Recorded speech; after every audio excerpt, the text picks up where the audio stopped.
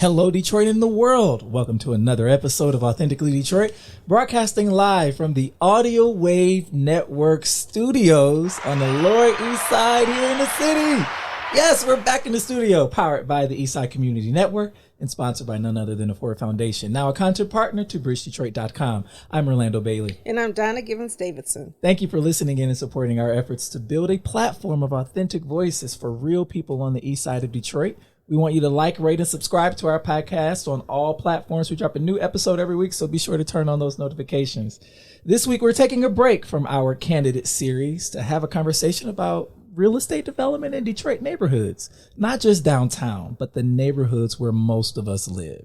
Joining us today are David Alade and Andrew Colom from Century Partners, along with their partner, Shea Whitfield from the hit HGTV show Bargain Block, based here in the city of Detroit. Shea, Andrew, and David, welcome to Authentically Detroit. Thank you so much for having us, Donna and Orlando. Super excited to be here. I'm excited to have you guys. Likewise, We got a celebrity in the house. Yeah, I know, right? I told her when she came and introduced herself to me, she says, "I'm Shea." I said, "I know you. You don't know me. And I don't know if you can recognize me from viewing you on television, but I've watched a couple of those shows twice, and so it's really great to meet you." Thank you. It's a pleasure to be here. We're happy to have you. And David and Andrew, old friends. Andrew Absolutely. is no stranger to the show. He's been on the show once before. Welcome back. Yeah, I'm so excited to be back. The new digs look great. Thank you. It's great to be in person, and it'll be the first one in person since the pandemic. I We- feel like that's going to be in jeopardy one day. we have been so dissatisfied with Zoom and recording from Zoom. So we're so excited to be back here. Shout out to JG. Real Authentically Detroit listeners know who JG is. He's our producer, but he's no longer in the studio with us. We fancy. He's in the other room controlling everything. Shout out to JG, man. But you know what? The other thing about JG is that the Audio Wave Network is now housed in the Stoudemire Wellness Hub. It's actually the first tenant in the hub. And so they've led the way. We're so excited. ECN got back to work last week, and now JG is here. And pretty soon it's all going to be beautiful here. And there's going to be a community podcast network. We're calling the Detroit East Podcast Network the Deep Network. The Deep? Oh, shoot. When did you name that? When I had to write a proposal. Sometimes it brings out the your creative inspiration juices. hits. Yeah, the East Side. But, Detroit East Side, I don't know. I think it may be engagement. You know how you name something, you forget Detroit what you East called Side it? Engagement Network. Yeah, it's like, you name your kids, you forget your kids' name. It's like the Deep Network. The Detroit East Side Podcast. Okay, yeah. Yes, I think it's the Detroit East Side Engagement Podcast Network. All right, so deepen. Deep. We're deep. It's the Deep Network, and the Deep Network will be operated in a room next door. With an N on the end of it. There will be no There's end. a network. But the Deep Network, you don't need to. Okay, Deep Network. Help a brother out, Shea. He's struggling. I don't know if it's in person. We got together. He doesn't know how to act anymore. I haven't talked to people in person in so long. That COVID brain fog is real. It is real. It's Definitely real. I was in a meeting one day and they were like, "What do you think, Orlando?" And I went to make my point, and like in the middle of me talking about whatever it was, I had to stop and say, "You know what? I'm sorry. I have no idea what I'm talking about." I'm sorry, Donna. Please. I'm glad I feel like a mother. you mentioned that because it's going to happen today. It happens to me all day, like every day. Like, what was I saying again? But yeah. What were you going to say? I'm so, when you tell me that, I start worrying about you. I can't even laugh. Oh, no, like, that's don't not worry. even funny. No, I'm okay. That's not even funny. All right. It's a beautiful day in the city of Detroit. How does this blessed day find each of you? Donna, how you doing? I need a break. No, it's good. It's good. I had a long weekend. I had to work on Saturday. This Saturday work stuff. I don't know, because we're working next Saturday for Juneteenth. I'm excited about that. But yeah, I worked on this past Saturday. I was in a conference with people in Calcutta, India, and in Glasgow, Scotland, and they decided that the best time for everybody would be 7 a.m. for me. How you just like gonna graze by that you were in a conference in Scotland and India, big time? And I hope they Professor listen to this. It was the Arca Fringe conference, and Leanne Bauer from Arca Fringe is a listener to our show. So Leanne, if you're listening, what's up? That's amazing. And so she says, listen, I listen to your show all of the time, and I thought you might have something to add to this. So that is so enormously flattering to hear that somebody in Scotland actually thinks that what we do is relevant. And so I did tell them early morning, I'm sorry, Leanne, for calling you out. It was my idea. I said early morning to try to make everybody happy. 7 a.m. for me, but it did sort of start off a long weekend. My son is in town for the first time in a year and a half. Wow. And we had my sister's birthday party on Sunday that I helped organize. And so it was a really, really busy weekend. My aunt popped in from Hawaii. We didn't even know she was going to be in town. You know? So fancy. Yeah, 89 years old, and she looks like she's almost 80. And flying. And flying and living by herself in Mexico.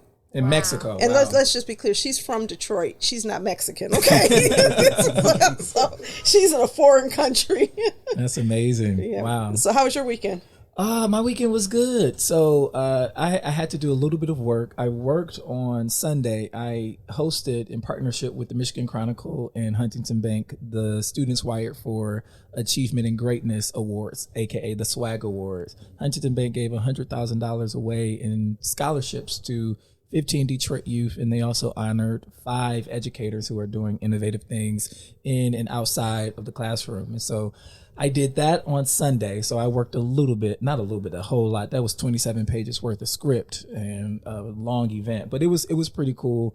And it was also my girlfriend's birthday weekend. And so I hung out with baby. That's what I call her. I hung out with baby all weekend and made sure her birthday was special. The new Orlando, I got a baby and everything. Baby, you know what I'm saying? She's so great. And so she deserved everything. And so we hung out Saturday, and after the event on Sunday, we hung out again with her family. So Saturday was the solo date. Sunday was the family date. So happy birthday, babe. Yeah.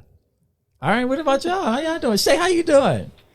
I'm doing pretty good. My weekend was good. Sold a couple of houses. Attended my husband's cousin's son's open house. Your sister-in-law, baby sister, cousin Tracy. So that was fun. And that's about it. Good. David, how was your weekend? It was good. Actually, Andrew and I got to hang out at the market. Oh, fun. Oh, nice. Saturday. I think it was the first time really hanging out with other people. Yeah. And people are in at Easter Market. So that was good, though. I just kind of missed that energy, just seeing people, young people, old people. It was very diverse, I think. Slice of Detroit. Just ready to have a good time, happy to be outside. Yeah. Next time you're in Easter Market, check out Flavorful Creations in Shed 5. Okay. Amazing vendor. And I was at the Eastern Market last week on Thursday for Bert's Place. Are they back doing live events and jazz and stuff? Outdoors. And Jay Lee has a new restaurant. It is the Motown Bistro. I've been there. Yeah. So yes, I had my fried lobster. I did. It was delicious, and it was really a great time outside. And amazing crowd. So yeah, next time I'm just going to bring my lawn chair. Just bring a lawn chair because everybody's there. Beautiful outside, and the energy was just something I missed. I know. Yeah. Andrew, how's your weekend? It was great. I didn't do nearly as much as Donna, so I feel bad there. I did go to the Grand Prix on Saturday for the first time out in Belle Isle, so that was nice. And we went to Eastern Market that night. I think Sunday I had chocolate cake. Ooh. That was a really big moment for me during the weekend. So, yeah, no, it was a relaxed weekend. I did some writing, but mainly I hung out. I love it. Can't wait to catch up with you guys. It's time for Fresh Off the Press, the news that we are thinking about. If you have pieces that you want discussed on Authentically Detroit, you can hit us up on our socials at Authentically Detroit on Facebook, Instagram, and Twitter, or you can email us at authenticallydetroit@gmail.com. And y'all been using that inbox. Thanks for all of the notes, y'all. Donna, Fresh Off the Press. Detroit Public Schools found a way to attract teachers, pay them more. I'm sorry for laughing. It was like, who knew? Who knew that was if you pay people more, they might come to work for you. Ron French is reporting in partnership with Bridge Detroit. They decided to pay teachers more, I think. In 2017, teachers were starting wages of $38,000, and they increased that by, I think they said 33% to $51,000 a year right out of college. And that outperforms most school districts in the nation, or many school districts in the nation, and really makes Detroit teachers competitive with some suburban districts, which is a great thing, right? You're going into schools that have fewer resources, with sometimes larger class sizes, and buildings that are sometimes a little bit less well prepared, and students who sometimes present with a lot of struggles. And then you pay people less. So I think it makes sense. They paid them, not combat pay, but hardship pay or something like that for coming to work during. We did have to come back. We were in a whole Pantene Pro V. During the pandemic, they paid them to come back. And so now Detroit has about 40 openings. They received 1,000 applications for 40 openings. For 150 spaces, and they're still filling 40 openings. A few years ago they had hundreds, and so hats off to Detroit Public Schools, the leadership. You don't always have to agree with folks, but the leadership has done a good job of really standing up and saying teachers deserve to be paid. We made teaching a very unattractive profession for years. Teachers got blamed if kids did not do well in school. Teachers got blamed. And, test scores don't really even reflect whether or not you're doing well in school. Is how well you do on a test. And the idea that poor kids low income, kids who are homeless or semi-homeless and dealing with a lot of trauma for all kinds of reasons are going to get the exact same test scores as privileged kids is an insult. Because structural racism means that certain kids are living in constant struggle. And you cannot fix that with a teacher. If you're worried about equal outcomes, why don't we invest equal resources so that kids don't have to start school behind? That kids don't have to start school not having a place to lay their head every night, or with parents not sure how they're going to feed them. But because our society is so equal and a lot of that is racialized, what ends up happening is certain kids don't do as well as others. And if you punish teachers for teaching them by saying that if you're here, then the test scores have to equal other places, then you end up, back in the day, I'm on my soapbox, but back in the day, there used to be discrimination against black people. You can't do that anymore. So now we have these scores that serve as a proxy for race. Test scores are a proxy for race. So we're not investing in your school because you're black. It's because you're not performing well, or to a certain extent, credit scores are a proxy for race, because credit scores are not necessarily based on income, willingness to pay back, character, any of that. A lot of that is based on things beyond the control of the person who is, part of the consumer credit system. There was a woman I talked to not too long ago who applied for a credit card. It was a department store credit card, and she was denied because she was told by this credit card company that her house did not appraise high enough for her to receive consumer credit. Yes, redlining. And she said, isn't that redlining? And we're talking about not somebody who doesn't know what she's talking about, a highly educated person who moved to Detroit from another community and was shocked to find out that living in this home made her ineligible for certain types of credit. Like one at a department store. Like one at a department store. So when I look at this, I think, let's stop punishing teachers or teaching kids who have the greatest need. Detroit public schools used to have so much upward mobility for kids because we didn't look at where they came from. We looked at just investing in them where they were. And I hope we get back to that. Yeah.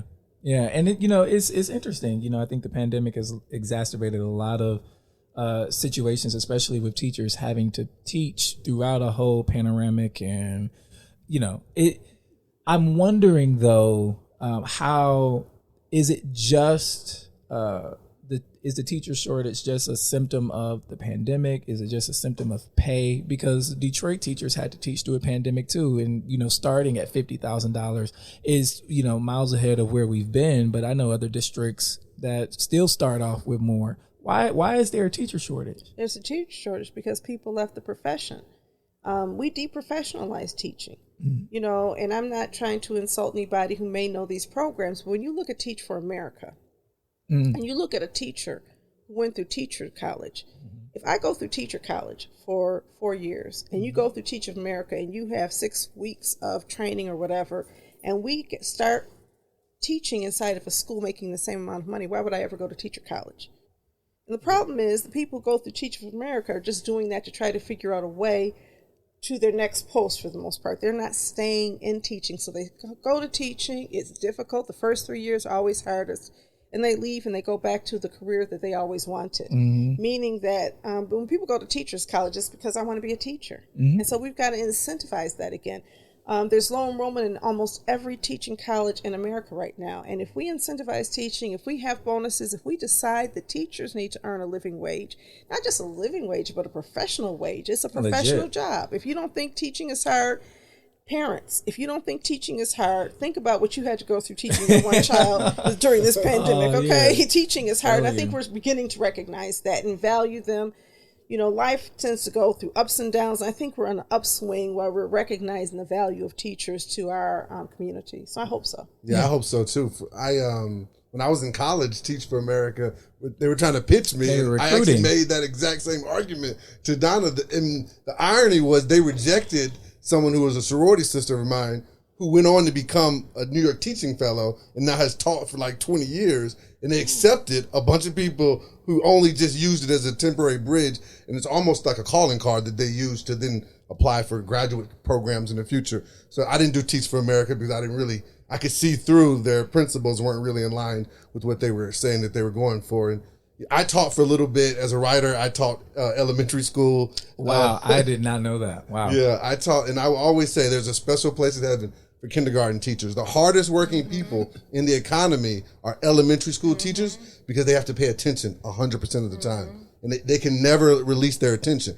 If you're a businessman, even if you're running a high-powered billion-dollar business, there's a lot of stress, but you can just check out it sometimes and you have to. But as a teacher, you absolutely cannot check out at all, especially when it's kindergarten teacher. So for sure, I think that's a great start, paying those teachers more.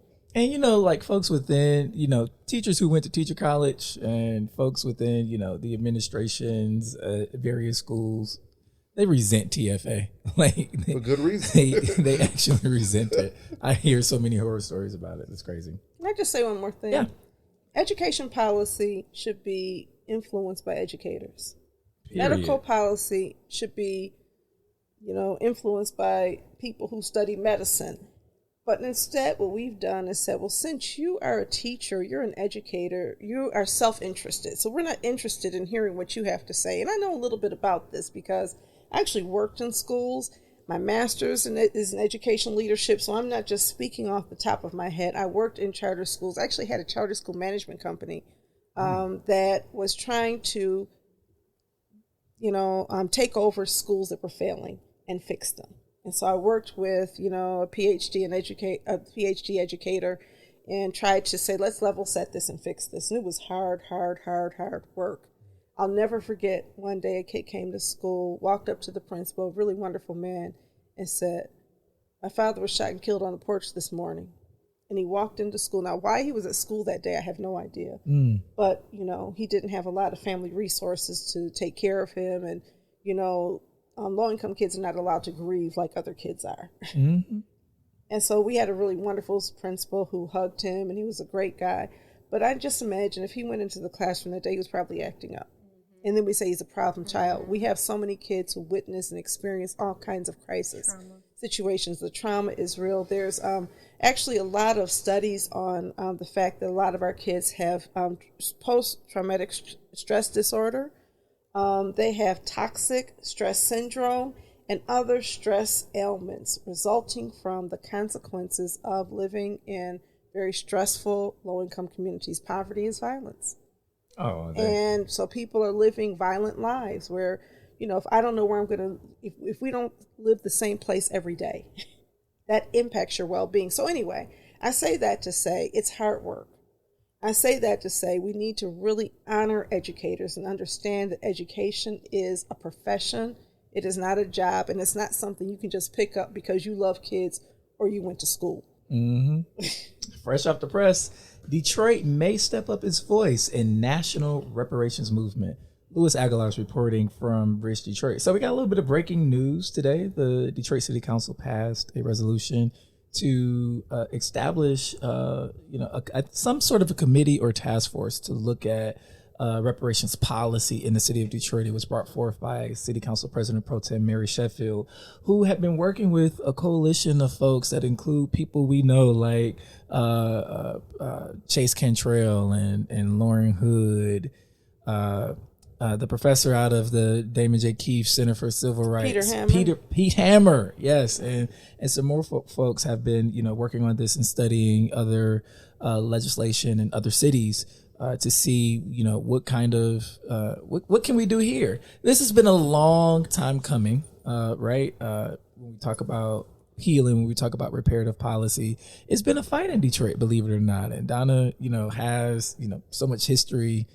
Well, it's one of 4 initiatives I know about, and actually, the Charles Wright Museum has a reparations study committee that I joined, and then I realized they were meeting on Tuesday evening, so I had to decline. They're actually meeting tonight, and Lauren's leading that. Lauren Hood is leading that, as well as some other leaders in the community. There's Keith Williams is trying to put from the Michigan Democratic Party Black Caucus is trying to put a reparations bill on the ballot in August, and that's receiving a lot of pushback because he's saying there will be a reparations committee appointed by the mayor with consent of the council, and so he's being accused of being a Dugganite, which he says I'm not, or else working with Wendell Anthony. And there's another group that I'm not going to name because they will call me a sellout if I bring out who they are, because I get these text messages all of the time. Hope they're listening. I didn't name you. That is meeting to try to put an initiative on the ballot in November to stop the ballot in August. And I think that one is more along the lines of the Call 'em Out Coalition, where we have Sambo Awards and all of this other kind of stuff going on. Okay, gotcha. What I'm hoping is that we can work effectively together. And I told this leader that, we keep fighting each other, we'll never get the prize. Mm-hmm. Even if you don't like the approach that somebody's, taking it on, maybe they made a mistake, maybe you had a better idea, but when you attack people and attack their character, it's hard enough getting reparations on the ballot without having character assassination at risk. And a lot of times people just don't want to get involved. So I'm hoping that the city council measure will help, in some of that conversation, but also, if the revised city charter actually makes it on the ballot and stays on the ballot. I don't know. We'll see. Well, the Supreme Court has so far not let it be removed, so they're going to rule. Yeah. And if people vote for it, and if it passes, there's also wording in that language that would call for the creation of a reparations task force. So I think we're going to talk about it. And, it's all fueled by marijuana money. What do we do with all this weed money? And so we don't really have recreational weed money yet because of all of the barriers to establishing recreational weed shops. But when we do, there's going to be excess income. And I think it's Evanston, Illinois, that created reparations off of their marijuana legislation. I think 20% of all the income goes into reparations. The question there is, what is reparations? What do y'all think? Right. What is reparations? If you could get reparations, what do you think we deserve? Round table. Wow. So I would say for me, well, I guess what we deserve is a separate question from what is reparations. But I don't think we'll ever get what we deserve because I don't think that's I don't think you could put a price on that. But I think a step towards what would reparations for the community would be, I think, investing in spaces and putting resources in spaces, particularly because they are filled with disadvantaged Africans and African Americans in the country. And I think that's a thing that the country has yet to ever do. It's particularly disadvantaged them, so it's discriminated against this particular class and treated them as a separate class. And it's never corrected that by correcting them by, in some way, accepting that we have to treat them like a class that needs a resource and an investment from the country in a way separate from just general resources that policy, for example, like Medicare for all. So that would be my answer. Shea, David? I think it's obviously a very, very complicated It question. is. I'm thinking like it's a layered question. We need to put some thought into that. Some of the work that we've done a lot of thinking about is the role HOAs, homeowners associations, have played in accelerating housing injustice and discrimination and exasperating inequity.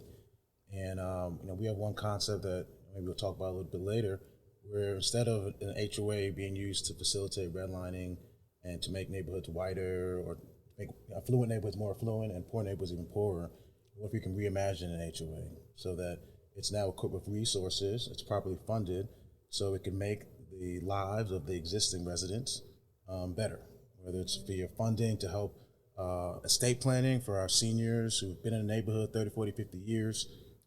Which could also be a massive transfer in wealth if it's transfer of wealth, but it's also control. Yeah. So often our communities they get better once other people move in. And the people who move in are the developers, or the developers will make money, and also the new people, they'll have a space that is appreciated as opposed to in a static position, as you talked about earlier, Donna.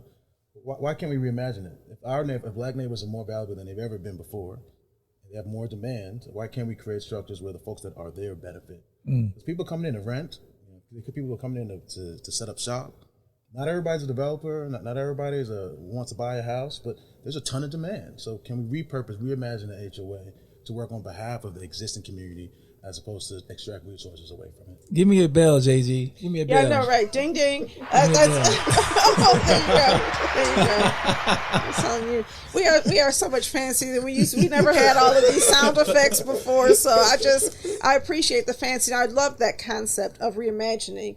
I have to say though that there's homeowners, there's low-income homeowners, and the impact on us. But the people who probably need reparations the most are people who were caught up in mass incarceration, the children of those people, the people who had lost their homes to overtaxation, generations of people who, I was reading this book, Race for Profit, and the author, Keeanga-Yamahtta Taylor, talked about the fact that in the 1970s, when we won, equal housing, what happened then was that realtors who were supported by the federal government and by HUD were selling housing that was too decrepit to be occupied. Some of the housing we see on Bargain Block, right, to poor women on welfare, and saying this is your home. And they could not occupy these houses. The home should not have had a certificate of occupancy, but there was enough corruption where that was allowed to take place. So if you sell me a home that's in such poor condition that I cannot live here, maintain it in a healthy manner, and I leave, then somehow the failure is on me, not on you for selling that. But you could not sell a home to a homeowner who had any type of worth in our society like that. So now the credit's messed up. The house is messed up. Some of those houses kept being sold and resold. So how did our government get involved in creating ghettos and then in protecting the injustice because we become, what did she say, from racist exclusion to predatory inclusion, right? Yeah, and so the real estate market was predatory on us and has been, and there's still some actors, and you know this because you are in this field, who are predatory as all get out, right? One of them just got 15 houses on one block in Jeff Chalmers, Mike Kelly, in exchange for a little land to give to Fiat Chrysler. 15 houses, and this man is the biggest slumlord in the city of Detroit, or at least the most well known. And all of his blight tickets were erased. And they said, well, it's art of the deal. This is good for the city of Detroit.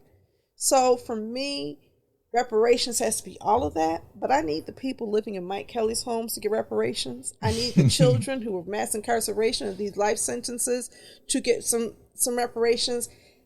I want it, right? But I don't necessarily need it in the same way that some people who have been directly harmed, because people talk about reparations as slavery. Reparations is not about slavery. It's about all of the injustices we've been here to now. And some of this is still unjust because we haven't figured out how to repay that $600 million in overtaxation. Some of those people had their homes taken away. Or as little as $3,000. I mean, what a crazy time. So when I pitch it to you like that, do you agree with reparations?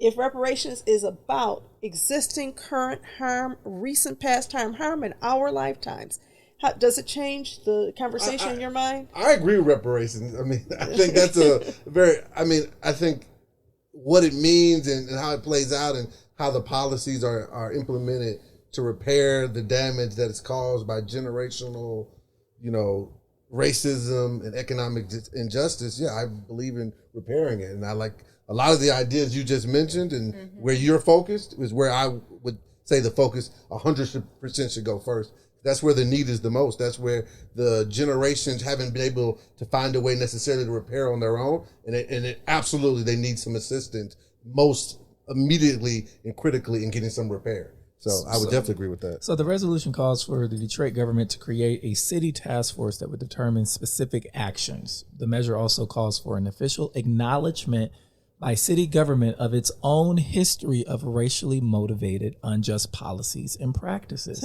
It also advocates for an end of the state of Michigan's ban on affirmative action. I think Lauren Hood is quoted here by saying the purpose of this resolution is to help establish processes, develop and implement community reparations in Detroit for mass historic unjust treatment of Detroit's majority Black population. That's actually part of the resolution. So, yeah, Shea, we bought you some time. You want to answer, or are you good? Well, I do. If I could just, there's a precedent for reparations. I mean, the GI Bill was effectively a form of reparation, so that Black folks did not get to participate in. So, I mean, it exists. And Donnie, you mentioned how the real estate agents played a massive role in facilitating redlining and encouraging and really kind of manipulating the concept of the American dream. So those women they were selling homes to, they wanted a home for their family. They wanted a home for their children. They wanted to be participants of the American dream that's really forced upon us. And we do know home ownership is the cleanest and most simple path typically for wealth creation. And I think real estate agents play a big role for the better or for the worse. And we're really excited actually to consider work with Shea as a partner in Prep Realty, Homes by Shea. We really wanted to create a real estate brokerage that was Black owned, that was focused on Detroit, focused, headquartered in downtown Detroit, focused on Metro Detroit, and gave the same amount of care, consideration, professionalism to someone buying a $100,000 house. We sold a lot of those. Shea sold a lot of those to someone buying $1 million house. And I think I've heard on this podcast before. Black people aren't a monolith. We have low income. We've got working class. We've got affluence, and we need to have professionalism across all those different spectrums because we do want the American dream to be real. I'm a first generation American. My parents immigrated here from Nigeria in pursuit of that American dream, and through their hard work, and some luck, I've been a beneficiary of that. But it's not real, and so I think some of these proposals, hopefully, that they work on reparations, the work that we're doing on a day-to-day basis helps kind of make that dream a little bit more real for the rest of our people. Put Donna Givens on the task force. Put Donna Givens Davidson on the task force for the city. Yeah, that's absolutely. What we're gonna do. Fresh off the press, really quick. Detroiters urged to weigh in on helping end gerrymandering. This is Olivia Lewis reporting for Bridge Detroit. So just two bits of information that we want our listeners to know is that there is a Michigan Independent Citizens Redistricting Commission that we voted for to redraw congressional lines here in the state to actually make the congressional districts make sense, because right now they don't, and they're kind of all over the place, and they favor the Republican Party and not the Democratic Party, or folks who vote Democrat are a little bit more liberal. And so there is an independent citizens redistricting commission full of citizens, and they've been touring the state having these public meetings where folks can make public comment.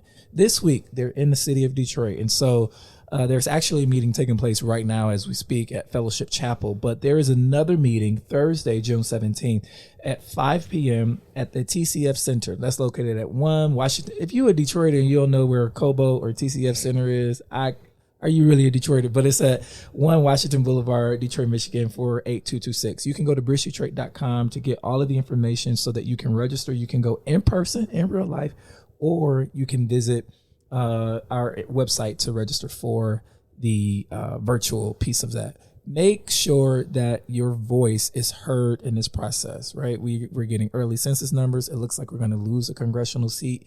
Now is a better time than ever to participate in this democratic process. And so ECN is partnering with Voters Not Politicians in helping residents design communities of interest and decide whether or not you want to be fragmented and broken up into multiple communities, or stand together and leverage your voice with representation, share representation as we speak. Members of the Lower East Side Action Plan Coalition are at Fellowship Chapel and really saying that we want our boundaries to be intact. If you want to be part of this process and you're an East Sider, especially if you are in the LEAP boundaries between Mount Elliott, Alter Road, I-94, and Detroit River, give us a call. Actually, email Savannah Brewer or Angela Brown Wilson. You can find us on our website at ecn-detroit.org. Find their names there, their email addresses, but email them, contact them, and let them know that you want to be a part, because this conversation will continue. We're going to be drawing boundary lines and making our recommendations. All of this has to be tied up by September. Yeah. So it's urgent. So get out there, make your voice heard, and partner with ECN and the LEAP Coalition. That wraps up our Fresh Off the Press segment. If you have pieces that you want discussed on Authentically Detroit, you can hit us up on our socials, or you can email us at authenticallydetroit@gmail.com. David and Andrew, we want to start this conversation hearing from the both of you.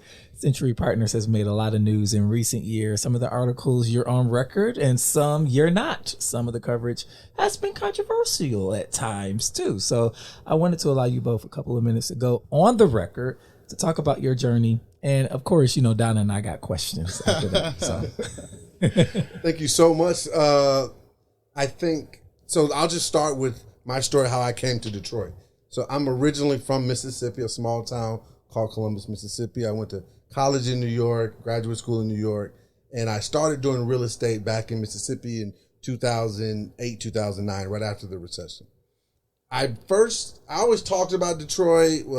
Mayor Kilpatrick, you know, was the mayor. He's an alpha. I'm an alpha. So Detroit was always on my radar. But I didn't have no particular connection to the city of Detroit until I read a book while living in Mississippi about the Ossian Sweet story called Arc of Justice. Mm-hmm. And that book inspired me. It was a time in my life where I was sort of feeling sorry for myself. And when you read this book, it really tells you how hard the people from the South had it when they moved to Detroit, especially compared to how the other white people who had moved here had it. So, and seeing them accomplish what they accomplished in Detroit, despite those hardships, gave me sort of the inspiration and fortitude to see myself through that moment in my life. So it always stuck with me, and I always want to make that book into a movie. So David was a fraternity brother of mine who always wanted to do real estate, and he pledged when he pledged our fraternity, Alpha Phi Alpha Fraternity Incorporated, ADA chapter. He told me he wanted to be a real estate developer. Shout out to the ADA chapter at A5A. Yes, sir. Thank you. He told me he wanted to be a real estate developer. So years passed. He's working in finance, and and everyone's impressed, and everyone thinks he's the man because he's got all the money, he's got the fancy apartment, he's got the nice sneakers, he can buy whatever sneakers he wants. But me, I'm not impressed. So, because to me, if you're not doing something you said you wanted to do, if it's just making money, that's going to wear off soon. And if it's not generational, if you're not giving as well as contributing and receiving, then ultimately it'll never feel satisfying. You'll never be fulfilled. So I would always kind of, he read you like that, David? Golly. That's a fact. From the very beginning, since I was 19 years old. Wow, and you listened to him. That's the thing. That's the thing. So talk about that real quickly. Absolutely. How did you receive that? I received it the way it should have been received, which I think this was someone who was really looking out for me and my best interest. So. You better than me. My east side would be like, who are you talking to? Go ahead. I think I've always been a very, very confident person, and I think I've always been able. I think really smart people realize that their intelligence, if it's limited to them, they're not going anywhere. But to be really successful, you have to be a sponge, and you have to take advice from people who are smarter and more accomplished than you are. So when I was introduced to Andrew when I was 19, I realized that immediately. I hadn't heard of him. I knew he was an alpha member of the fraternity that I wanted to be a part of, and I knew he was really smart, really well read, and had already at that point, accomplished some interesting things. So it was someone that I think merited, my attention. I disagree with him, merited definitely considering, what he was saying, and I think that relationship has held true for our working relationship in Detroit over the last 6 years. That's amazing, despite all of the challenges. Despite all the challenges, the most important challenge is us working together and growing together. Us working together and growing, that is really the challenge and really the accomplishment. Our relationship is the business, and the business is our relationship and our ability to grow, as him to grow as a person and me to grow as a person and us to grow together. So that's been really the most surprisingly beautiful and powerful part of growing this business with David. You guys are more like Earth, Wind, and Fire than the Temptations, right? You got some longevity. Ain't nobody coming to see you, Otis. Absolutely. Very well said. I really like that. Exactly. So give us a story about the business and how you both landed here in the city of Detroit. It's a storied tale. So we started in 2014. So we'd already been studying and thinking about and talking about Detroit in probably 2012. So we're following Detroit in the news. We're not really visiting, but we're talking about it. And David's telling me, he's sending me news articles. I'm sending him news articles. And then this is before Detroit goes into bankruptcy. It's the democracy has sort of been taken away from the city. There's an emergency manager. Donna and I are still traumatized. Tread carefully. Keep going. I know it's a traumatizing thing that happened. It's really shocking that it's not a bigger part of the zeitgeist that happened. Like, I don't think a lot of people in other parts of the country really understand that actually happened here. But we were following it, so we did know that happened. And we really paid close attention to it, and we kept becoming more and more interested. We made a trip in 2014. We went to Boston Edison, was the first neighborhood that we sort of focused on. Right outside Boston Edison, we bought a house on Atkinson Street. And we started with that one house, and I'll let David tell the story from there. Yeah, we started in that one house, and I think one thing that attracted me to Detroit, which is different from New York, is development comes in tandem with displacement in New York because it's a very populated city. I mean, there's nothing you can do. The only way you can kind of buy something and create future value is by getting more expensive. People can pay more to activate the asset. So I think Detroit is very interesting in that there was this long history of homeownership. Detroit had some of the highest rates of homeownership in the country. Detroit was one of the wealthiest cities in the country, some of the highest rates of black homeownership in the country.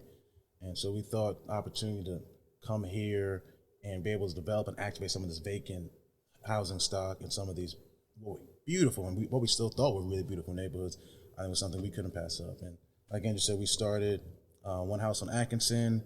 Bought a few more in 2014. We raised some money from our friends and family we put together case studies. We had budgets for how much things would cost. They ended up costing way more. Definitely way more. Those historic homes are no joke. But we raised, I think, in 2015. Of course, 2015 we raised about $1 million. So between our personal money and the money from our networks, we put together a presentation to really invest as much as we could on Atkinson Street. And our thought was, if we can concentrate investment in one area, we can leverage the amazing history and infrastructure of Boston Edison. We can leverage the amazing history of the stories of the people that were there, who lived in that neighborhood, folks who lived there 20, 30, 40, 50 years. We could do high quality rehabs instead of kind of doing cheap rehabs and slum and lording out the houses, which is what a lot of the residents thought we would do when we first came. If we can recruit tenants to that area who respect the neighborhood, respect the community, respect the folks that were there, that we could maybe create an impact. And that's what we did over the course of 2015, 16. We started with those houses on Atkinson, did a full rehab on them, and we saw a couple interesting things happen. One, we saw some of the folks who have been there for a while, they saw things were happening in the neighborhood. They saw the problem values were appreciating. Some of them got around to now it made economic sense to invest in that porch repair or maybe invest in some of the aesthetic things of their home. We saw other smaller developers in the neighborhood or come to the neighborhood. They saw there were 3 or 4 houses being remodeled on the street. They would see what we were doing. They see the amount of money we were spending on the houses, doing the high quality rehabs. They saw the type of folks that we were working with, and they would buy a house on the block and also do a high quality rehab. And so, in those 2 years, a lot of momentum, not just us, but other folks, local folks who lived there for a long time, and local Detroit developers. I think Detroit's kind of like Hollywood, where everyone wants to be an actor. Seems like everyone wants to be a developer in Detroit. Everyone has a family member who's in development, who owns houses. I mean, rehabbing houses and owning property, it still is very much a part of the culture here. So to be a part of that, accelerate that, that was really where we started, right on Atkinson Street. When I remember you were speaking at Wayne State University when I first got to Eastside Community Network. Okay. And I think Donna, don't destroy the studio. We just got back. What did Donna. I do? I don't know what happened. I have no idea. You just knocked something over. Okay. Yeah. Well, Oh yeah, 'cause all right. All right. So I'm in my destructive mode. But I heard you speak, and it was really impressive. You had this vision that you were not only going to, do this, but you were going to train other people and bring other people into your network to help seed smaller developers. Do I remember that correctly? Yeah, absolutely. That was a proposal that David presented to the city very early within us moving. I think 2015. Yeah. We presented that to the city. Yeah, absolutely. So it was really cool. And I was like, wow, that's a good idea. And the next thing I knew, you were part of this project with Peter Cummings and the platform and the Fitzgerald Project. So how did you get from this vision that you were going to do things and you were sort of in the driver's seat to being in this partnership and really partnering with the city of Detroit? What was your pathway there? Let's do it. Clear the air. Yeah, I think, the city announced with an RFP. So I think how we originally got involved really was through the Herman Kiefer. So the Herman Kiefer, they were the developer that eventually won that development was having a community event. And David and I went and spoke at that community event. And what we said was that we believed that in these developments, you should structure it where there was equity for the community through a version of an HOA. It's an idea that that was one of our original ideas. As far as the development firm, we still support that idea. We still believe that's a powerful idea and a powerful way to make equitable revitalization happen in communities. So we spoke about that. The city, that kind of got us on the city's radar. And I think the city wanted to figure out a way to do housing on scale. And we started having meetings with them and talking to them about the housing supply in the neighborhood and what they were thinking about with the land bank, what their inventory was like. So it was really that they kind of brought us in trying to ascertain information about what we were already doing, right, and trying to use that information to figure out a way we didn't understand, we didn't know what was going on the other side, but I think they were trying to use that information to see how it fit into what their goals and plans were. And then eventually they made us aware of this idea of doing, 300 lot parcels, 100 houses. And, we were excited about it and we thought it was a great idea. And, we supported trying to apply for it to compete to win it and try to succeed. So who's they? Arthur Jemison and Maurice Cox. So it was basically HR and planning. Yeah, I remember when it was announced you guys got it. I'm like, who are these sharp black brothers on television standing behind Mike Duggan? Who are they? Where did they come from? I want to ask you guys about the timeline, right? Because you guys are here. We're Authentically Detroit. I want us to sort of, clear some of this up. What timeline did the city initially ask you to complete that Fitzgerald project? And from your purview, was that timeline realistic? And how did you guys respond? So I'll handle that just because I was already talking. So there was a question on the timeline during the interview process. Mm-hmm. So when we were interviewing to win the development, we had a 3-year timeline with a certain amount of money and funding baked into the proposal. So we were supposed to get the money, and then from there would be 3 years to complete the development. That was our proposal during the interview process. The city and other partners had different timelines, and we accommodated their timelines because we were focused on the bigger picture. And I think that those timelines those unrealistic timelines had a negative effect that I think overshadowed some of the positive that we did. So if I could go back there, I would probably go back to that moment. I would slow everybody down a little bit and really try to say, hey, let's just slow down. I think we're going to be able to accomplish what we want to accomplish without this big number and this big timeline. And I think the mayor said that, so I don't think that's really news. We shouldn't have come out like that. But I mean, it's not like you came out there on your own, right? Yeah. It is like you were enticed into that number. Is that correct? Or did you say, hey, I think we can do 100 houses in 5 years? So at that point, we have rehabbed about 40, 50 houses. North End, on Atkinson Street, mm-hmm. Virginia Park, on the East Side, East Enders Village, Morningside. So we had some momentum, we had some success. And you mentioned that idea of we actually were working with Maurice Cox at the time to develop the idea of effectively an incubator. So to create a bunch of other different development companies for folks that lived here to help them actually rehab their own communities and create a kind of scalable model. So I think that we were really excited about the opportunity to do that, to elevate that on a neighborhood context. We're most excited about the fact that it wasn't just us doing it. We were new to the city, but it seemed like we had a lot of city support and also philanthropic support. Mm-hmm. And we thought only reason we would ever kind of start on something that ambitious if we felt like we had adequate support. And we thought that tri-sector approach, having a strong foundation partner and Knight and Kresge along with the city would lead to success. Can you talk about that? I'm sorry, Donna. Can you talk about that capital flow thing that you mentioned, Andrew? The timeline, you guys being able to do a certain amount of homes and lots at scale with a consistent capital flow coming in from the city. Did that happen? No, and I don't think that we necessarily expected them to make that happen. And I don't want to sit here and just blame the city because I'm a developer, and to be honest with you, I stand by the stuff I say. I stand by what I do. I don't have to point the finger at anyone else. I think that it was difficult to get construction financing in the neighborhood context. It's difficult for lots of people. I think we anticipated that the amount of attention that this neighborhood was getting would maybe loosen up some of those constraints when it came to single-family rehab and construction dollars. Unfortunately, it did not. Those constraints remain to this day. So someone who wanted to, the only type of person that could do a Fitzgerald, and let's just imagine that's a good thing to do.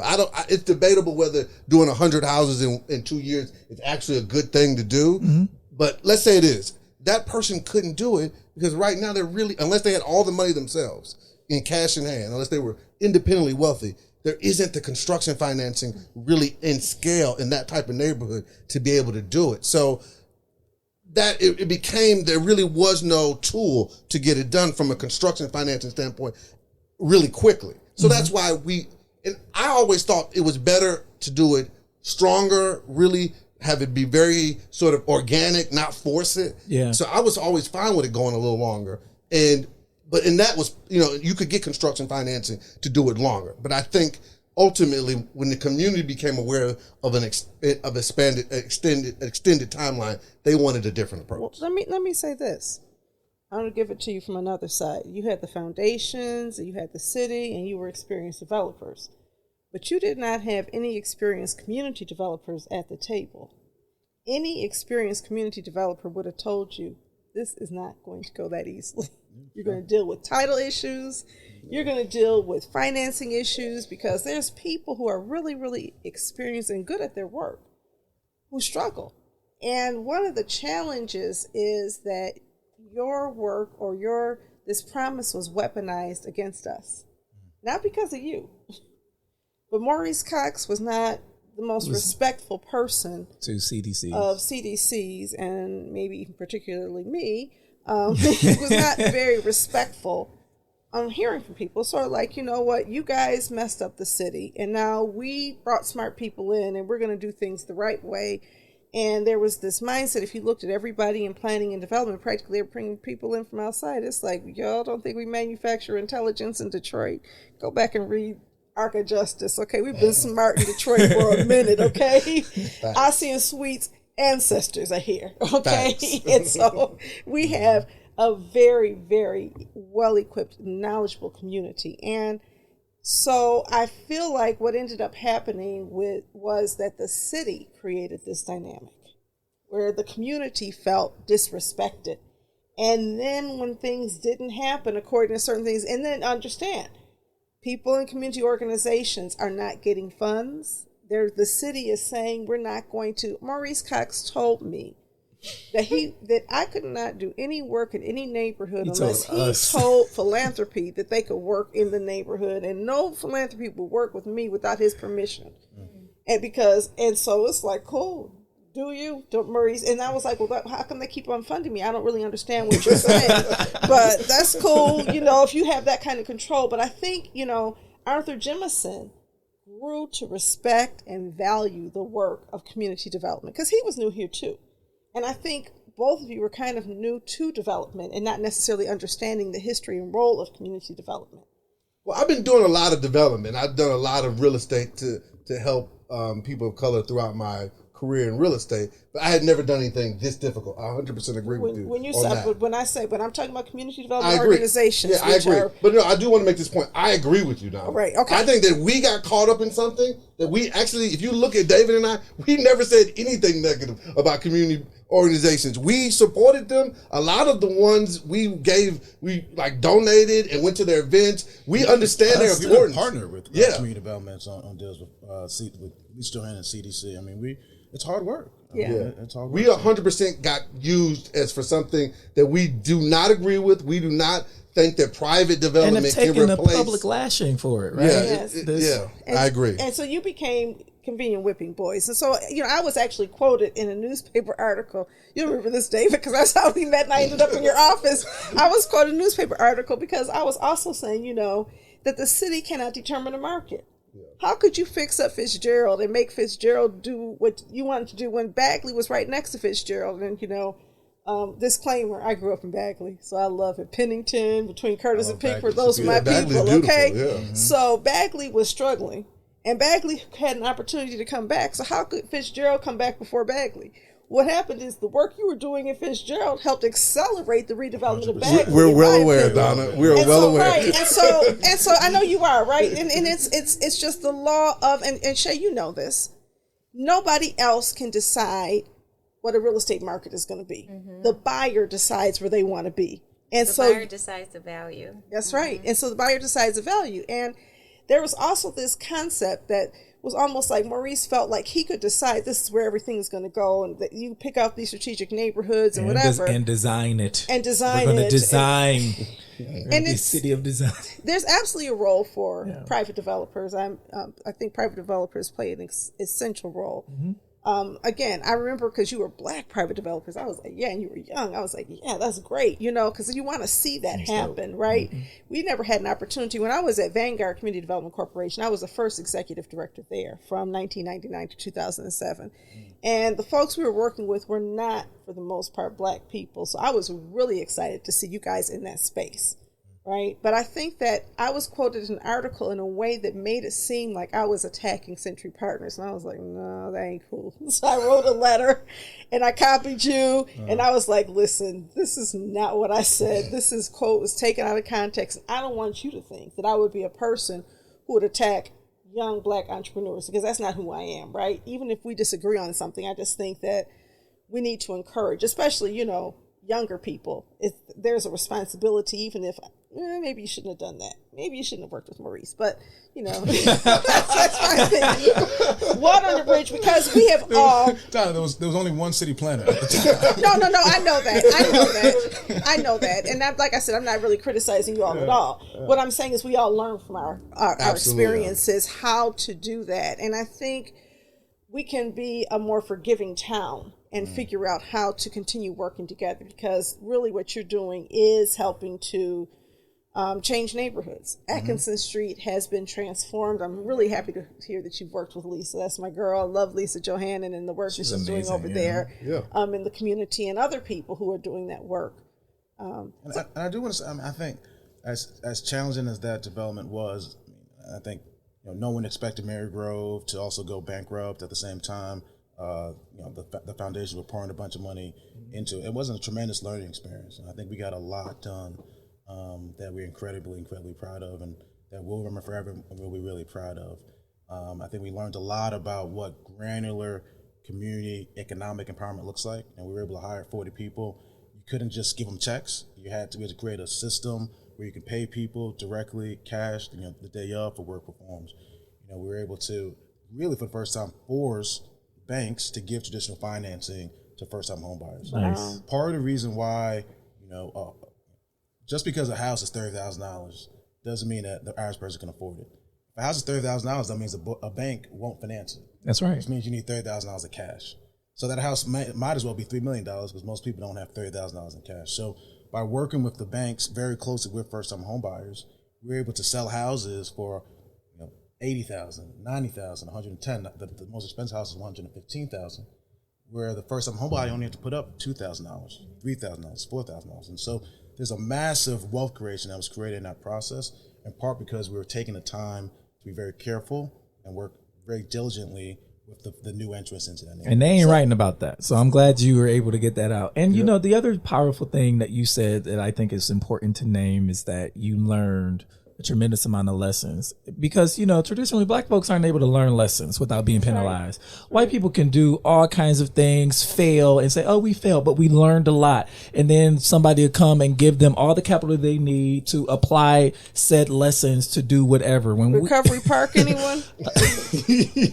So we back in the studio and Donna just like authentic. Go ahead. We're also very intentional about how we went about it. So we were never just doing Fitzgerald the whole time. I mean, we have other developments. We talked about that. We had 2 real estate funds already that were worth about $6 million in assets already working on the east side, north end, Atkinson. So, you know, we had sustainable, profitable transactions we could also point to the entire time, and that helped sustain us economically. During what was a tough development?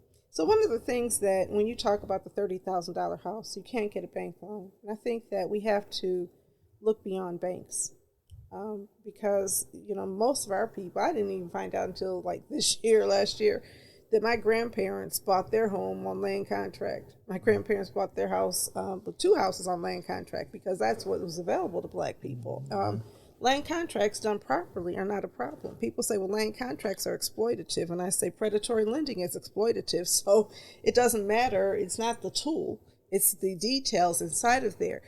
Would you consider working with an organization that was producing homes for sale by land contract, where it is the house that is not going to sell for, say, $30,000, but maybe $50,000, that would be available to somebody even lower income than the person who may have enough income but may not have the credit to qualify for that mortgage?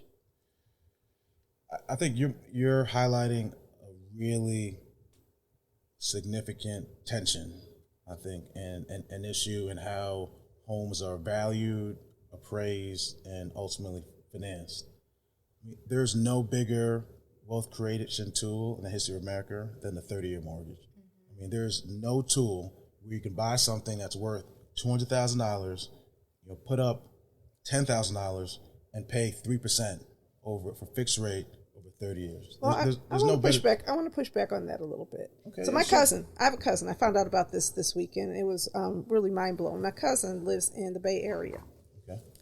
She and her husband purchased a starter home, built enough wealth to purchase a home, and they have good jobs. They're professionals that purchased a home worth $600,000. In the Bay Area, that's not a whole lot of money.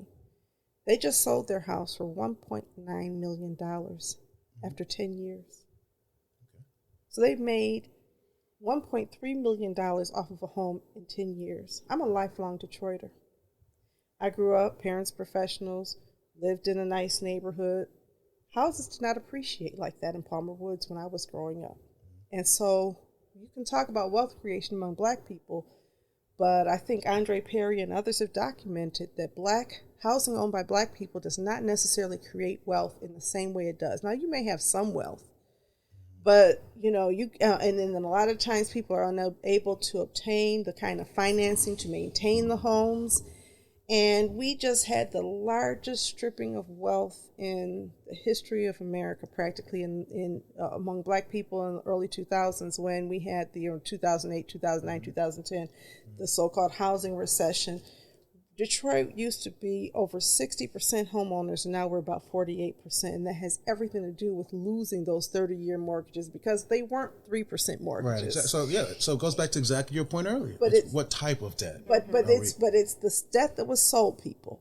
It was the debt that banks offered people. It was the bank could look at you and look at a white person. You have the exact same fundamental, credit history, income, all of that.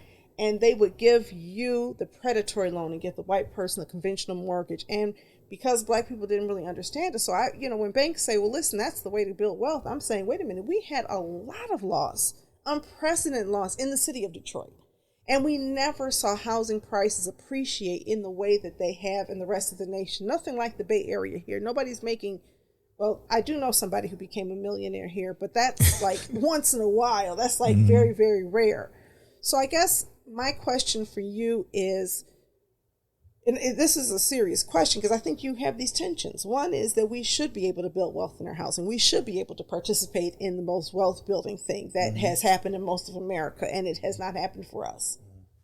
But the other thing is that when we build wealth and when we have the housing appreciation like that, we already have so many people locked out of housing opportunity altogether that I was thinking about it with my cousin, like, that's really great, and I'm happy for her, right? Super happy for her. But just think about the fact that she bought a house for $600,000 that is now worth $1.9 million. It's going to be harder and harder for people like her to get into a house like that. So, are we increasingly locking people out, and how do you strike that balance in even how you conceptualize redevelopment? I told you I wanted you to solve racism today, so I know that I'm asking you. I know. So I know That's these are some difficult questions, but I just want us to struggle with those concepts because it sounds easy to say you can build wealth with housing, and some people have, but most Black people don't seem to build a whole lot. If I could just say one thing, I think when I said 30-year financing, fixed rate at 3% is the easiest path to wealth creation historically. I think that's true. I think if you look at how those loans were giving to majority folks versus our folks, the way they were distributed were incredibly different.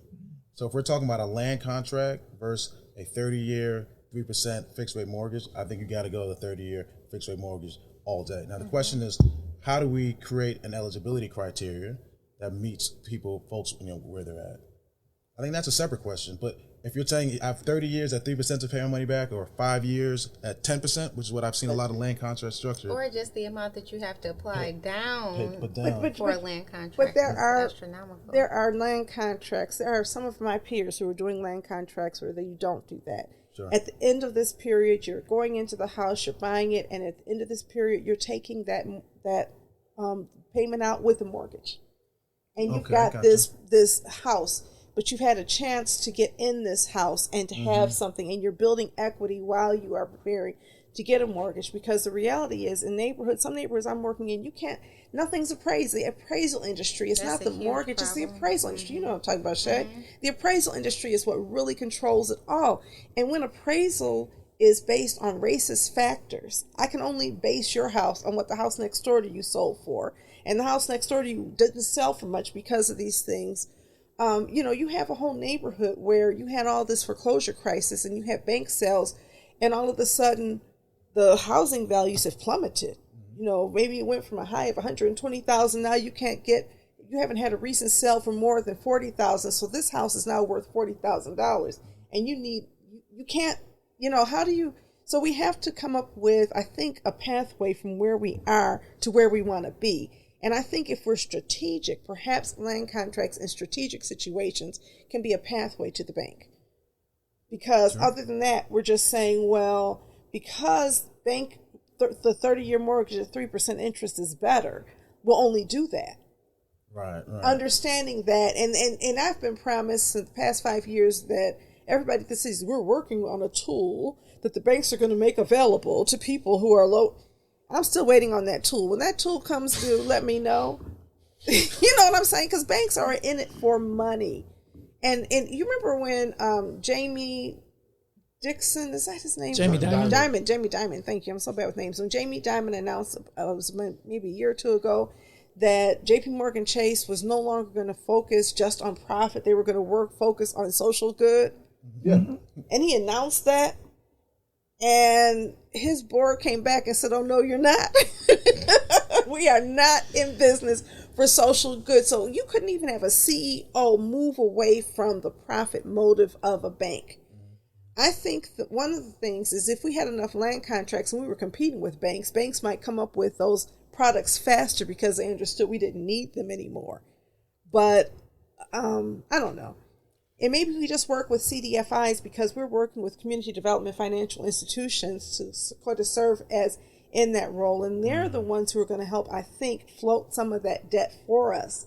So we can extend the land contract, so we can develop the model I was just talking about to try to work in neighborhoods that, quite frankly, you may not want to work in because you can't make it, your model doesn't fit. Yeah, that's an exciting model. I mean, I think that, especially with CDFI support, and then because you're so close to the ground that you can make those lending decisions because you really know the community. You know, there's a certain community debt that you can understand when you're making the loan as an organization that a bank is never going to understand. That so as far as underwriting and who to choose to give a loan to. So I definitely think that could work. I think it's an interesting model. I think it takes all types, right? I think to revitalize Detroit, we're going to need all different types, and we need lots of creativity. We definitely do not need to be afraid to try different and new things. Yes. Actually, the opposite. We should be looking to try new things. I like, and land contracts have been done very successfully in Detroit. I think you got to register the deed. So we've even worked with some people, advise them on what the things to look out for, land contracts. But ultimately, we believe, cities are dynamic places. That's what makes them unique. And they're either getting better or they're getting worse. They're either deteriorating or not serving the people they intend to serve or serving other populations. And so what we try to do in our work is make sure that as change happens, because change in a city is inevitable, that the folks who are here to begin with, the folks who really stuck through Detroit during some of the tough times, are able to economically participate as much as possible. And for us, I think oftentimes when it comes to African Americans, the success is defined in non-economic terms. It's got to be softer stuff. It's got to be kind of more emotional or feeling or socially oriented. I think it's very important in a capitalist society, because that's where we live, for there to be specific tools to create increased economic opportunity for people, to create increased wealth. If you don't have that, you really don't have freedom, and you're kind of in that sort of that chaotic, that trauma-filled environment that you talked about. The kids that go to GPS. If you're coming from a place of trauma, you don't have that stability, you don't have a base of wealth. In America, it's very difficult to really succeed and have a mentally stable and emotional stable basis. Can we agree on both ends? Absolutely. Can we agree 100%. that you need places for people to acquire wealth? Housing should work more effectively for homeowners in Detroit so that they don't end up having a house that stays pretty much flat in terms of value for 10, 15, 20 years. In 30 years, your house is supposed to be worth more than it was. Oh, there I go, destructive again. In 30 years, it's supposed to be worth more than it was when you bought it. Not just a little bit more. It's supposed to not just keep up with inflation. It's supposed to increase like it does in other places. I don't know if you read The Color of Law.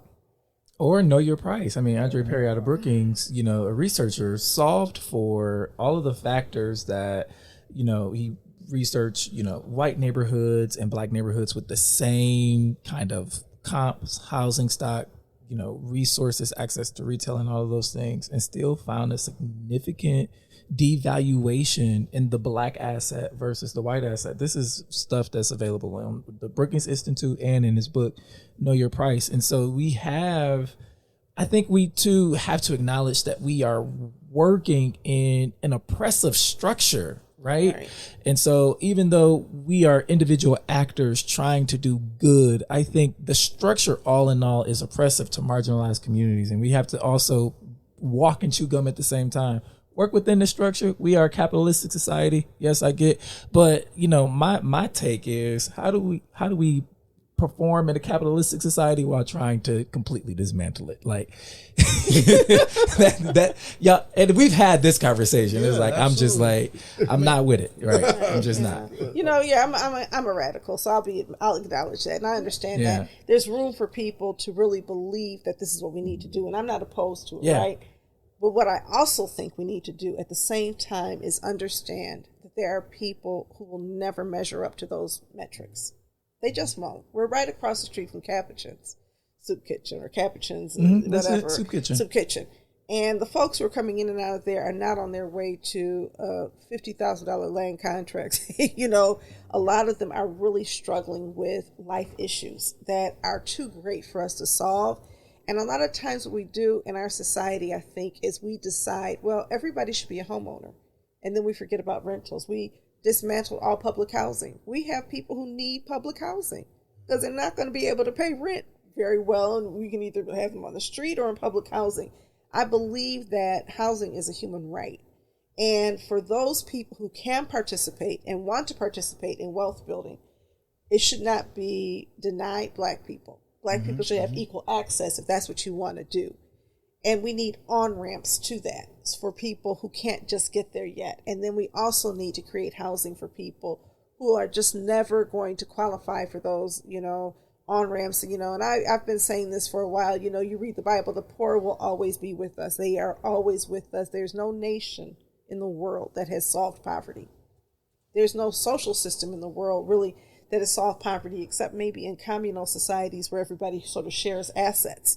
But even if you look at most communist societies, you still have poverty and you still have injustice. And so given that, the question for me is, how can we use the resources that we have to support those people that capitalism kind of exploits?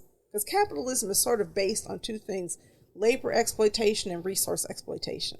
You got to have an exploitable class of people at the root in order to be in capitalism. You got to have somebody who's working for less than $15 an hour, and you got to be able to explain how you can't pay them $15 an hour because your hamburgers will cost more or whatever. You know what I mean? This is your reality. I got to cut in here. Okay, go on. So, go on. I'm aware. I was aware that you had this point of view, and I know there are a lot of people that I admire and respect that have that point of view. I'm not a macroeconomic economist. I never studied economics in college. I don't know if there's it's academically proven that capitalism has to exploit labor or resources. I don't know if that's academically proven or not. But for me, in my lived business experience, I don't see where I inherently, as a businessman, am looking to inherently focus my efforts on exploiting resources or labor. No, that's not what we're saying. That's not at all what I'm saying. Yeah. What I'm saying is I have an iPhone, I have an iPad, and I have an Apple computer.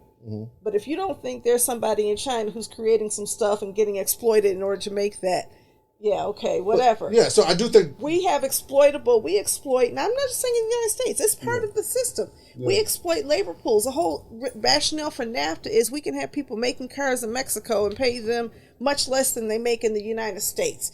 We have that so that we can keep costs down and the people who are billionaires can make a lot of money.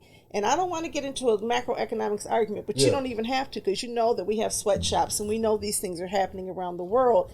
And in the United States, the people who clean the hospital floors are not going to make the same amount of money as doctors. In the plant around the block, you have at Fiat Chrysler, you have temporary labor that is there to reduce the cost of producing things. And in construction, let's bring it to construction, right? When somebody decided it was a good idea to deport all the Mexicans, the construction costs went up. And I'm sorry, because it was an exploitable labor pool. You were not having to pay them union wages. This is my position. Oh, absolutely. Life. So what I hear you saying is that there are a lot of forms of exploitative capitalism. And so, I agree with that. There's a lot of forms of exploitative capitalism. Poor people always be with us. And therefore, we have a social responsibility, not you. We have a social responsibility. It's a collective responsibility to do something for them. And so as I think that what you're doing adds value to the ecosystem, right? You're creating housing and you're creating opportunities for wealth building and beautiful homes for people who want to participate. I think it's also important to understand that everybody can't participate, and that's what people like us do. And sometimes it's helpful for people who have your skills and knowledge to work with people like us so that you can help us get there. And speak that language you were talking about. Yeah. You know what I'm saying? Because that's that in our community, I'm not trying to be preachy. In our community, the average income is about $28,000 a year. In the community I serve, $28,000 a year. And, the amount of poverty is so significant, the kids I work with. And so as much as I support this, we got to support this too. And I guess my question for you is, how do we work with you to do that?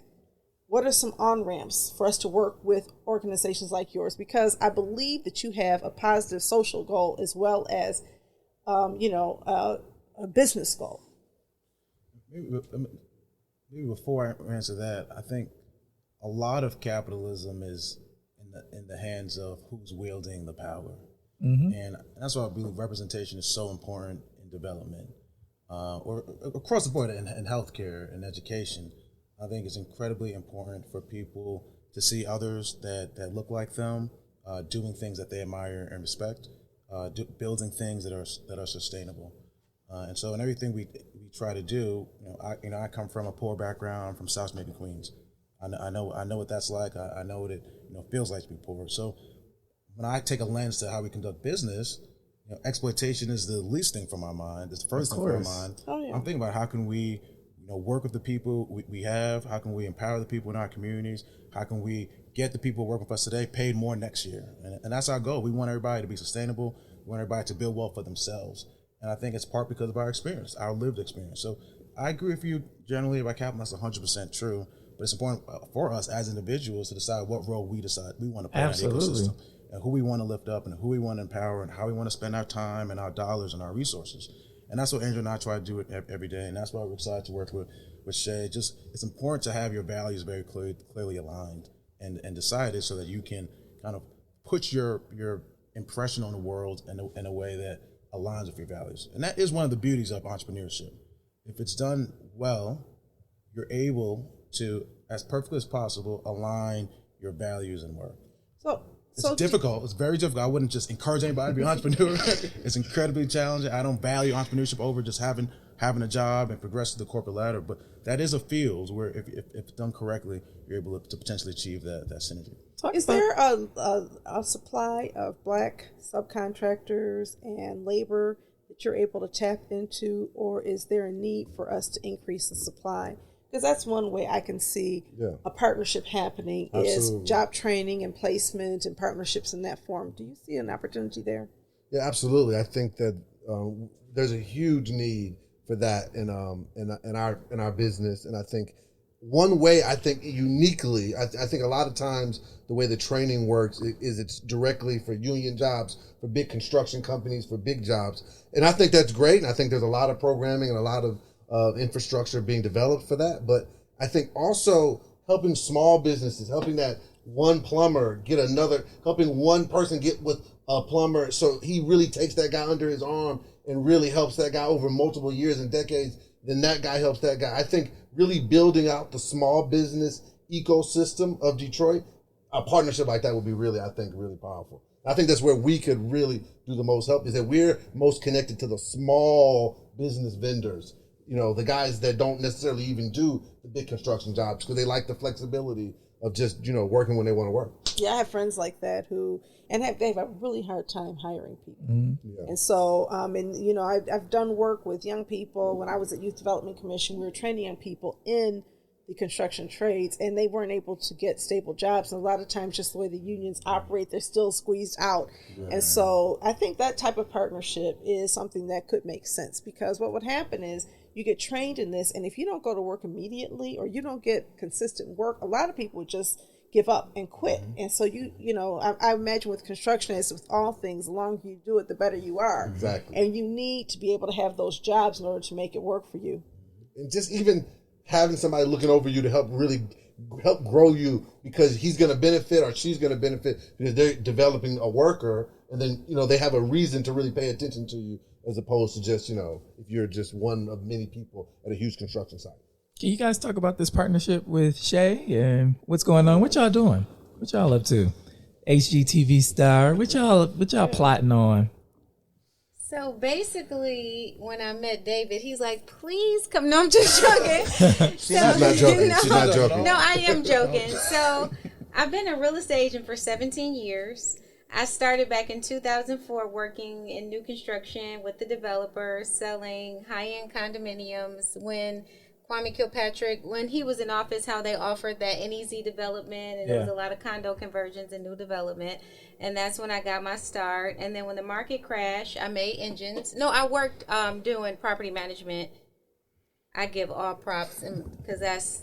Shout out to Nicole Perry. What did you work for? And doing property management, I worked with Southwest Solutions. Oh. And it was a lot because they, at the time, managed like 60 buildings and an extensive and it wasn't portfolio. The same as helping buyers pick out counter selections and telling them why this condo they should live there. It was different.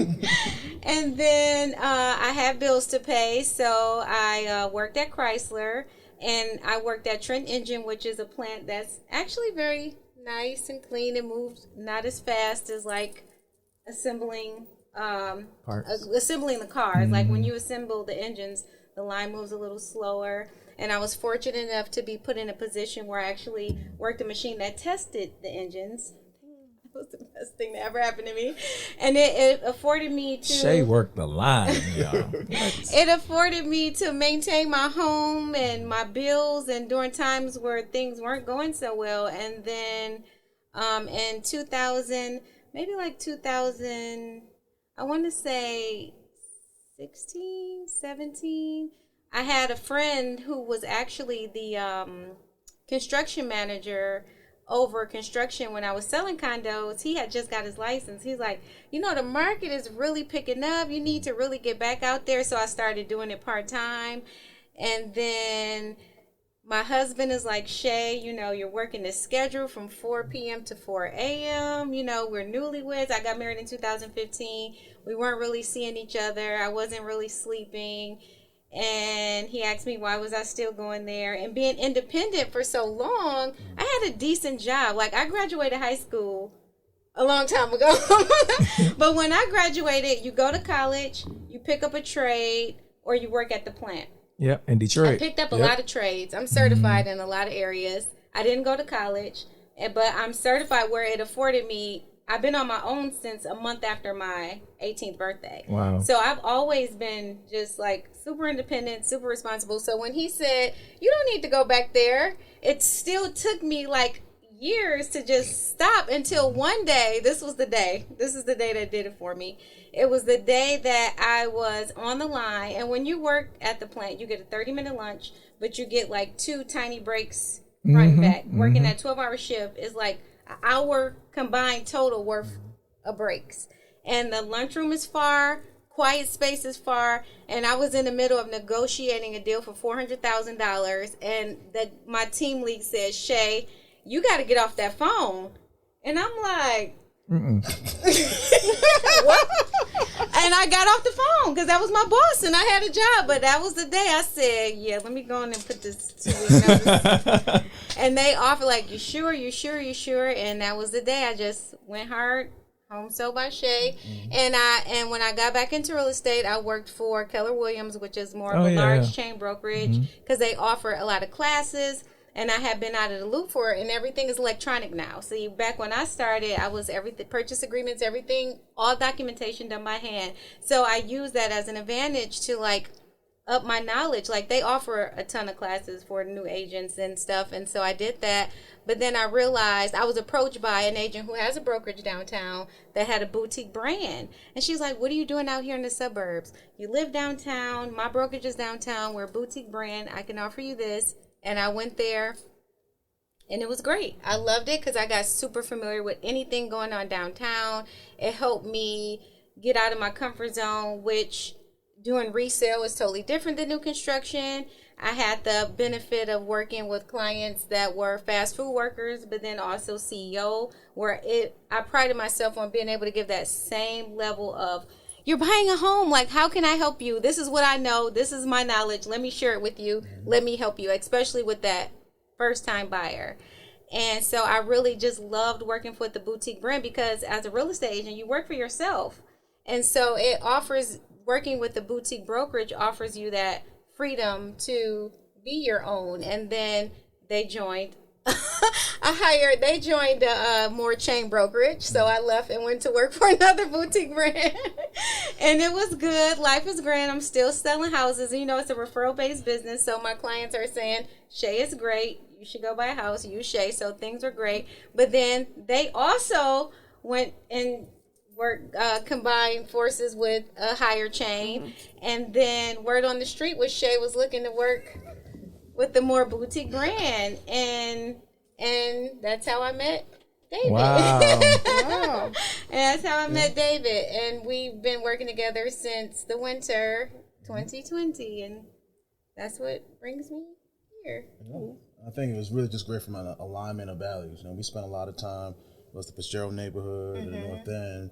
Working with folks who this is the hugest purchase of their lives. Exactly. It's $100,000, not a huge commission, even for houses representing us. Even if it's $50,000, to that buyer, that's huge. Absolutely. And so that same level of service and professionalism that you get for $1 million condo, a $5,000 house, we need that same for the folks that are, even though the money is less, this is still the number one priority. I love it. Absolutely. And so with Prep Realty, it's black owned real estate brokerage based in downtown Detroit. I mean, that's what we're focused on. We want to help everybody, white, black, purple, whether it's $50,000 house, $1 million house, really help you kind of build that journey of wealth.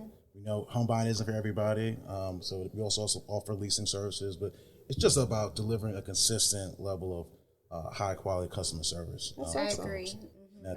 That's awesome. So now I saw you on Bargain Block. And a couple weeks ago, I didn't see you. I was like, who is this? I was just The internet went wild. I actually, people. I was actually went on Twitter. We were like, where's Shea? It was disturbing because you are so much the personality of that show. Thank you. And you really just make it fun to watch. And so I didn't know, you're always, you're beautiful, you're fun, but then you weren't there and it was like, what is happening here? And so, but I do have a couple questions about that, right? So as I'm listening to Century Partners talk about their work and they're on Atkinson and they're buying up all the houses they can and fixing them all up, I'm thinking, wow, is this the original Bargain Block? Is this the original plan for developers to come here? And why don't you have your own HGTV show? That would be so. I'm telling you. He's a filmmaker. Yes, you're a filmmaker. I need you all to have a show. I'm not saying you can do both, right? And I'm not your agent, and I can't negotiate your contract. One episode back right? to back, I'm not your agent, but I'm just saying that we really, Bargain Block, I never watched anything on HGTV. Nothing. And my sister called me and she said, Donnie, you have to watch Bargain Block. You will love it. I was like, girl, no, I won't. But I tried, sometimes I listen to her. So I watched it and I was hooked. I was like, I love watching home rehab shows. So I watched all the shows on HGTV. And I only saw one show with a black couple or black people involved in the development. And it impacts your psyche. You talk about the psyche of a person, even if it doesn't go on there. The psyche of seeing people who look like you doing it. And the reason you work so well, aside from all of your other qualities of Bargain Block, is you're relatable. Thank you. And I get that a lot. I'm always amazed when people say, I'm watching you from Ontario. I'm in San Diego. Like, we love you in Mexico. I'm like, right now I'm getting lightheaded just like saying this because it's a lot. It's a lot. But that's one of my, the one that hits close is when someone says it's just all about the representation. And that 1 week I was gone, it caused mass. I told them that, mass hysteria will ensue. And no, just they should have warning. Shea is not here today because we got here first. I was like, did they fire Shea? HGTV issued a statement over little old me. I'm like, they had to because people were freaking out. But what it was the guys were working with that agent before they met me. So that was the pilot that they shot when production found them. They shot that. So I'm thinking because they shot it, they just had to include it. They said, you know what, we're going to hook them with Shea and then we'll drop this. And I don't want to be disrespectful to the other lady. She was just fine. She's just not you. Okay, so I was just not happy with it. And I actually read the article and I read the disclaimer because, now that I'm an HGTV fan, I feel like I have, the right to an opinion about this. But as I was thinking about you coming here and learning that you were part of this, this group, I'm thinking, why don't we have, and I'm serious, would you be willing to consider doing a show in Detroit to let people know what you're doing and let people see how you do the work? Tell the story, Andrew. Absolutely. I think that's part of the reason we wanted to bring Shea here and we wanted to talk about is that we do have some ideas and some plans to put forward a show that with Shea in the lead, talking about her journey and also the work she's doing and the work that our team with her are doing to help revitalize Detroit. And I think there's it's just important because of Detroit's history, because of its cultural place in the zeitgeist, that it be represented appropriately. And I think the people have spoken, and I think Shea is a person that can help represent that to the broader public, the actual positive, the true Detroit grit, the true narrative of the Detroiter that I don't think a lot of people necessarily get. And I definitely think that's something that David and I are really excited about trying to develop and working with Shea to make happen. Well, anything that we can do to help you out, but I want to go back to an earlier conversation, and that is I really do hope you find a community development organization partner to do that, because we really took a beating in terms of having our work devalued. And even as people are looking at bringing in money for all of this kind of stuff, there is a role for everybody. But the CDO is the organization that does the housing development work, knowing you're not going to make any kind of profit off of it, just praying you break even, okay? But that's the same thing with Keith and Nevin. They're experiencing that, because even though they're pricing these homes for under $100,000, what you don't see is once these appraisals come back $10,000 and $15,000 less because they're in black neighborhoods. We have buyers wanting to pay $80,000 for this gorgeous home, but then if the appraisal comes in at $69,000, they already are making no money. But once the appraisal comes back, that small profit that they do have the possibility of making, what are they going to say? Wow. No, mom and 2 kids, you can't buy this house. No, they're going to say, okay, we'll take $69,000. So it's just that appraisal issue is real. I get that, and I appreciate them, and and the difference between them and all of the CDO executive directors is we don't sleep in houses that we are developing. I was so happy that at the end of the season they bought a house. I was like, oh, thank you, Jesus. If I see that shopping cart go down another I haven't seen the show. Street, if I see that shopping cart, it's like, But I would say, Andrew, so the first house we bought. Andrew, you slept there? Absolutely. I slept in Esbury Rehab. Did you? I wanted to do the work myself. David wouldn't let me. Did you walk down the street with a shopping cart? Because see, if you walk down the street with a shopping cart, I don't want to be offensive or anything, but people might think you're homeless. That's what I'm saying. I can't it do would that. not. It would not be the same. But here, there'd be no cameras either. So. But you want to know the other thing that I'm thinking about that's also cool, especially if you guys scale this and create a story and Shea your positioning and where you are. I think this is something that Detroit needs to see, right? And to also know that we are now living amongst folks who ain't trying to get successful and leave us. Like, you're still here, right? Yes. You have reached a pinnacle of success that people rarely see, and we get to live amongst one of our heroes and one of the people who represent us well. And even in David and Andrew, like you guys are here to stay. Like, y'all ain't going nowhere, right? And so I think that, with all of the good, with all of the success, and especially when you guys figure out how to tell the story, I think, the pride that you already have experienced will grow, and people will, continue to check in and on ramp to some of this work that you guys are doing. I think it's good. It's good work. Yeah. So I want to commend you, Century Partners, for weathering the storm.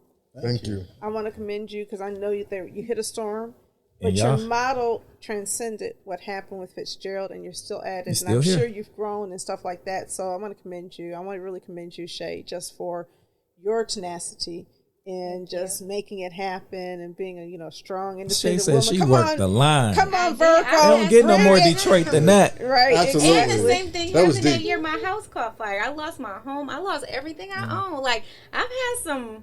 These last few years, I'm just now getting off the struggle bus when I put up outside right here. But life has been some, like every day, I'm like, what did I do? I'm not going to cry because I probably will. But that's so many Detroiters' stories, though, Shea. It is, because I'm like, what did I do? Like, I know, like, when no one is looking, I make sure I'm still a good person. But, like... life is like hard for people growing up in the city until and look at you now, and that is going back to what David said, that some young lady is looking at you, and it's so important that you tell that story, right? Because everybody wants to tell the story of how I'm so successful, exactly. But people need to know the story about before you became who you are. That's one of the reasons why I love 17 years in the friend making. And reporter Kat Stafford, because Kat talks about before she became nationally recognized. Reporter. She was on the east side, right over on the east side, and in high school she dealt with her stuff. So thank you for being transparent about that. I think that all of you are just doing awesome work, and we need to see more of it. And we just need to partner with you. in whatever kind of way. And I don't say ECN, I mean the community development. And as you go into a neighborhood, just knock on the door of the community development organization and lift them, because we're really all in it together. Detroit is a working class city for the most part. Got a lot of smart people, a lot of professional people, working class city.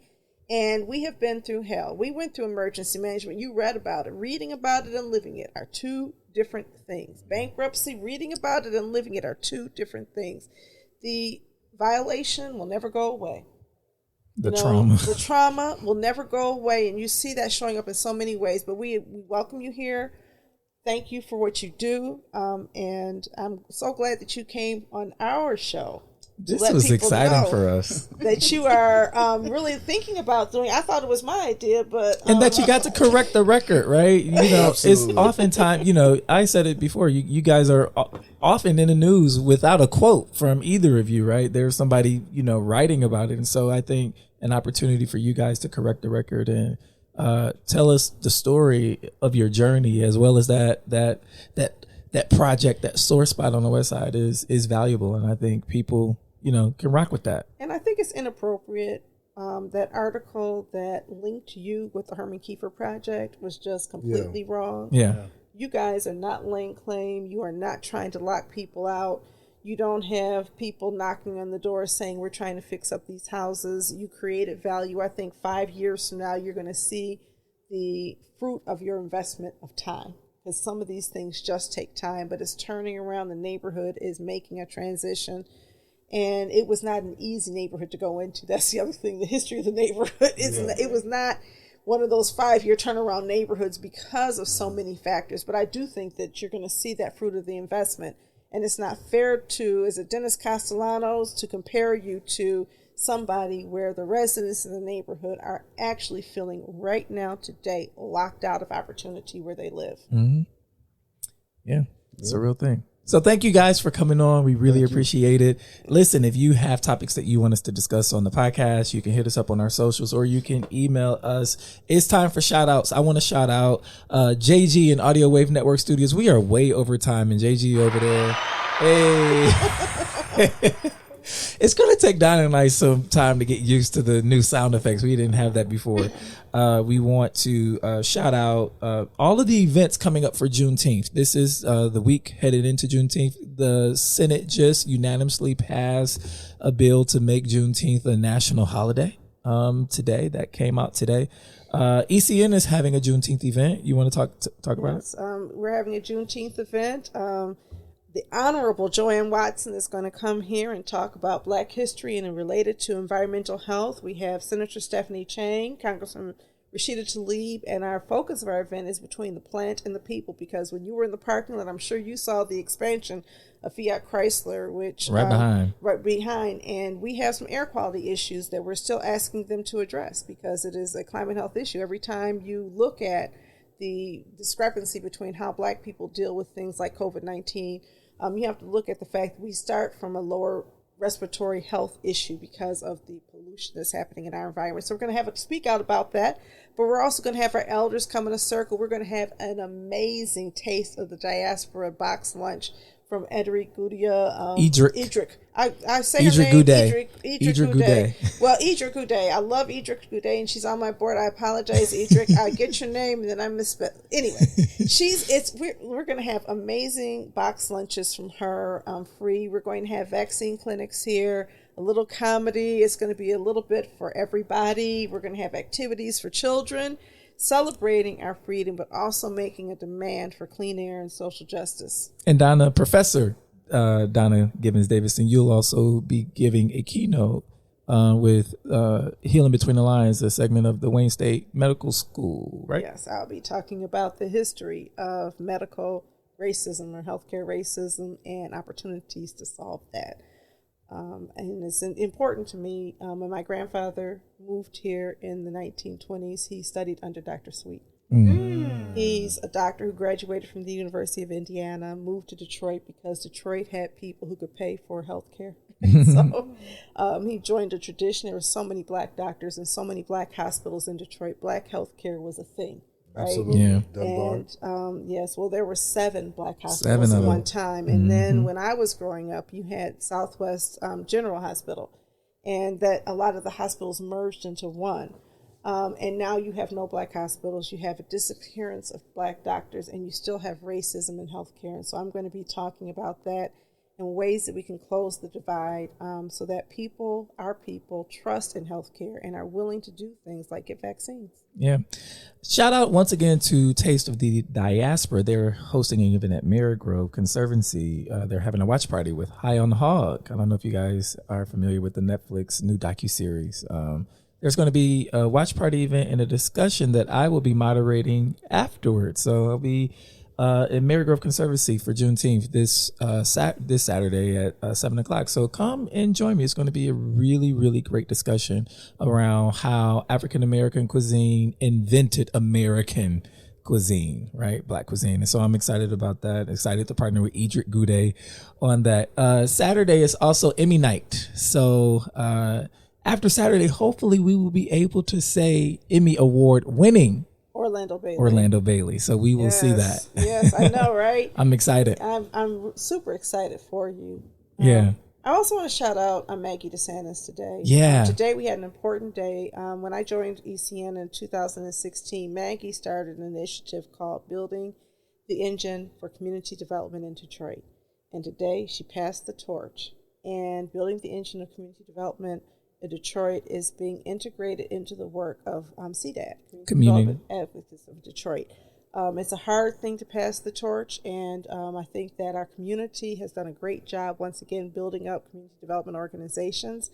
I'm a proud community development organization leader. I believe we are essential to the lifeblood of any community, and so congratulations, Maggie, for her work in starting this organization and starting the building community. I said, Meg, you just in my watch, you've passed the torch twice, and left the community better for it. Yeah. So thank y'all so much for sticking it out with us. We know we're over time, but we were so excited to be back in the studio. We'll see you next week. In the meantime, we want you to catch the wave. See y'all later.